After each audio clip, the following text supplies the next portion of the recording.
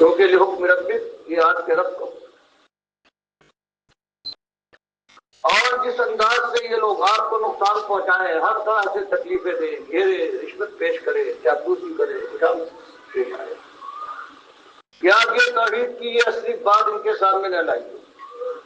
شرک رد نہ کیجیے، ولا تطیع، اور ہرگز نہ مانیے گا، منہم، ان میں سے جو بھی آپ کو مختلف انداز سے راستے سے ہٹانا چاہے، آسمن، کوئی ایک گناہ گار ہے، شرابی، زانی، بدکار، خائن ہے، سود خور ہے، وہ چاہتا ہے اتنی آپ باتیں بیان فرما رہے ہیں جہاں توحید کے ساتھ اور جو مکارم اخلاق اور اخلاق کی خوبیاں بیان کر رہے ہیں، جس سے اس کے اوپر ضد پڑتی ہے،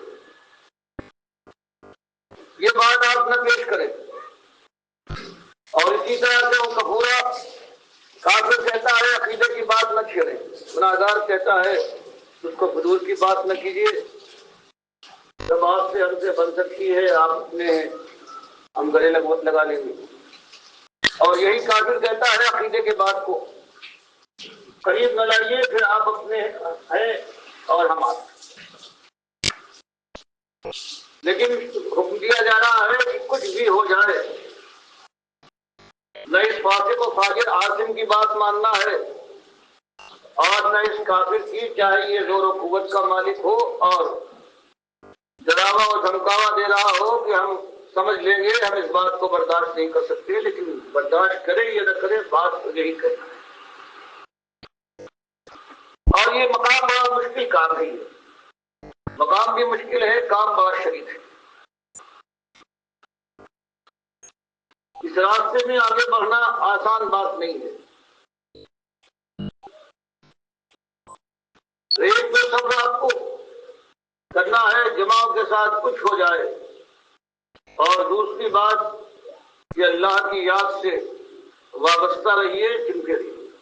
وذکر، اور یاد رکھیے اسم ربک،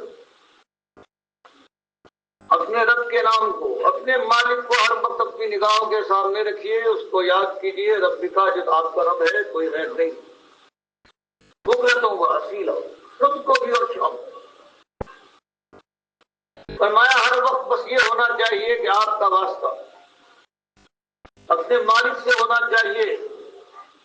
اس سے دعائیں ہیں، اس کے کلام کی تلاوت ہے، اس کے سامنے کھڑے ہو کر سجدے اور رکوع منا جاتے ہیں۔ یہ انداز اگر اختیار کریں گے آپ، صبر کے ساتھ جمے رہیے، اور یہ طاقت آپ کو صبر کی اور جماؤ کی جو ملے گی، وہ تو دل کی توانائی اور قوت اور عقیدے کی مضبوطی کے ساتھ، اور دوسری بات جو اس کو مدد دے گی وہ یہ ہے کہ اپنے مالک کو ہر وقت یاد رکھیے، نمازوں کی پابندی، اور جو پروردگار نے فرما دیا ہے اس انداز سے اپنے مالک کو یاد رکھنے کی کوشش کیجیے، تب صحیح اس راستے پر چل سکتے ہیں، اور یہ گویا ہر ایک کے لیے یہ ہدایت کا یہ راستہ ہے کہ اللہ کے دین کی دعوت ہمیشہ ایسی رہی ہے، جب یہ پیش کی گئی ہے تو دنیا نے اس کا مقابلہ کیا ہے غصے اور غضب کے ساتھ، اور چونکہ دنیا کے پاس عام طور سے طاقت اور قوت کے انبار ہوتے ہیں، اس لیے انہوں نے ان داعیوں کو، اس آواز کو اٹھانے والوں کو ہر طرح سے گھیرے میں لیا ہے اور پریشان کرنے کی کوشش کی ہے۔ تو مالک فرماتا ہے یہ تو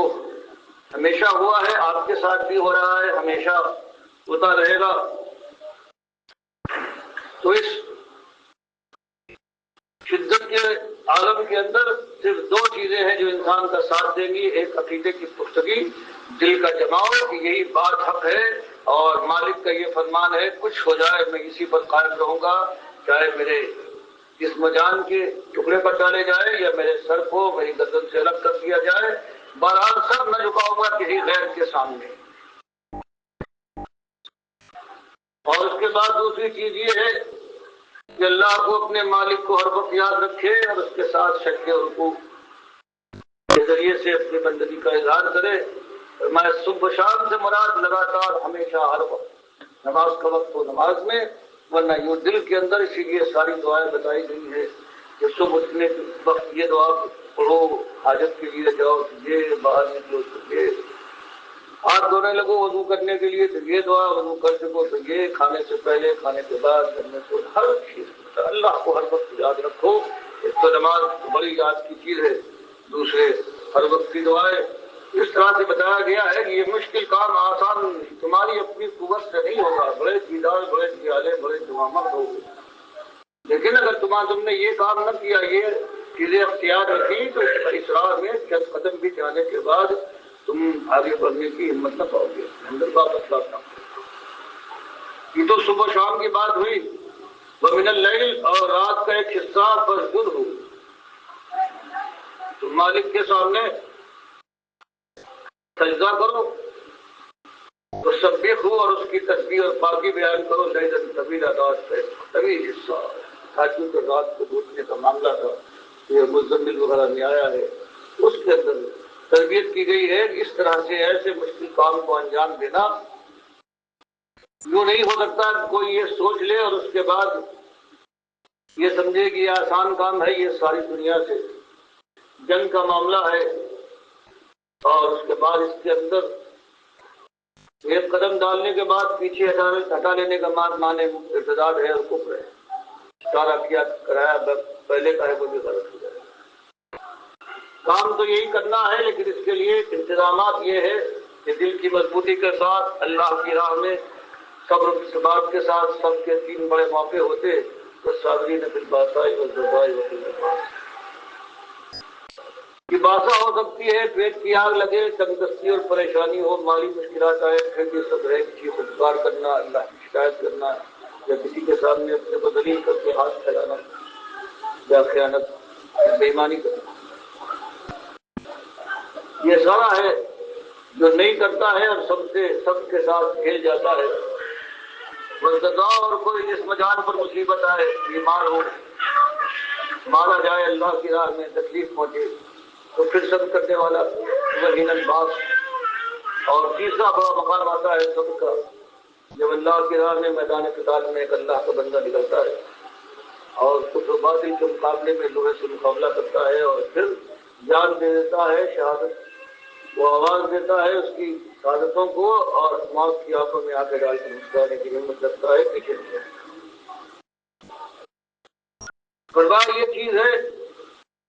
کہ صبر کی روش پیدا کرو، اور نمازوں کی پابندی ہے، اور اس کے ساتھ ساتھ اللہ کے نبی صلی اللہ علیہ وسلم یہ فرض تھا کہ وہ اللہ کے لیے رات کو تہجد پڑھے، لیکن صحابہ کرام اور اس راہ کے راہیوں کا یہی طریقہ تھا کہ مشکل مقامات سے گزرنے کے لیے وہ اللہ کے سامنے جہاں سردار دعائیں کرتے تھے، اللہ کو یاد کرتے تھے، وہ رات کا ایک حصہ انہیں تہجد کی نماز کے لیے بھی مقرر کرنا دیا۔ فرمایا اس انداز سے بات نہ چھوڑیے گا، بات یہی کہنا ہے اور اس کے انتظامات کے ساتھ۔ باقی جو مخالفتیں ہو رہی ہیں، یہ لوگ ناسمجھ، بے عقل اور کسی شمار میں لانے کے لائق نہیں ہے۔ یہ اللہ کے احسان فراموش، یہ نمک کھانے کے بعد نمک حرامی کرنے والے لوگ ہیں۔ ہمارے سارے احسانات بھلا دیے ہیں، دنیا کے ہو رہے ہیں، آخرت سے وہ نگاہ پھیر لیے، یہ ایسے تھوڑے، ایسے کمزور، ایسے ذلیل ہے، تو ان کی باتوں کو زیادہ اثر نہ لیجیے۔ نحن خلقناہم، ہم نے ان کو پیدا کیا ہے، یہ نہیں تھے، ہم ان کو لائے ہیں، اور پھر وشددنا اثرہم، ہم نے ان کا نقش درست کیا ہے، ہاتھ پیر، ان کی توانائی، ان کا دل و ڈول، ان کے سارے اعضاء و جوارح ہم نے تھے۔ اب یہ سمجھنے لگے ہیں کہ ان کی بڑی حیثیت ہے، یہ اپنے مالک کے منہ آ رہے ہیں، اپنے پروردگار کے اوپر ظلم کرنے کا ان کا ارادہ ہے، اور اپنے کو یہ بہت کچھ سمجھتے ہیں، حالانکہ یہ بھول گئے کہ ہم نے ان کو پیدا کیا ہے، ہم نے ان کو بنایا ہے، اور ہم میں یہ طاقت ہے۔ فَإِذَا شِئْنَا بَدَّلْنَا أَمْثَالَهُمْ تَبْدِيلًا۔ یہ کوئی ایسے نہیں ہے کہ دنیا سے اگر یہ چلے جائے تو ہماری دنیا ویران ہو جائے گی، ہم میں یہ طاقت ہے کہ جب ہم چاہیں بدلناہم، ہم کو ختم کر دیں، ان کی جگہ پر دوسروں کو لے آئے۔